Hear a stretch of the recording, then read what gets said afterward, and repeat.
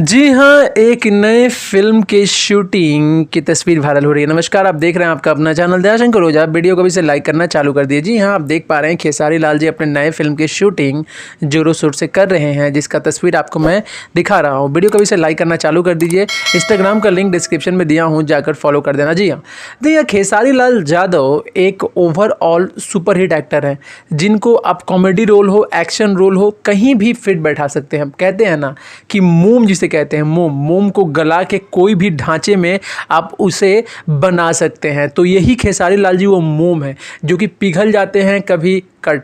खेसारी लाल जी वो मोम है, जैसे आप सींचोगे वैसे ही वो बन जाएंगे। चाहे कॉमेडी देख लो। देखो, ये जो तस्वीर दिखाने का मेरा मेन मकसद यही है कि देखो ये फिल्म जो है एक फैमिली ड्रामा फिल्म होने वाली है। नाम क्या है बहुत जल्द आपको बता भी दूंगा, या शायद बहुत लोग जानते भी होंगे, लेकिन आपको मैं नाम बताना भी जरूरी नहीं समझता। कुछ सस्पेंस में रखना चाहता हूँ, या आपको पता भी होगा तो बहुत अच्छी बात है।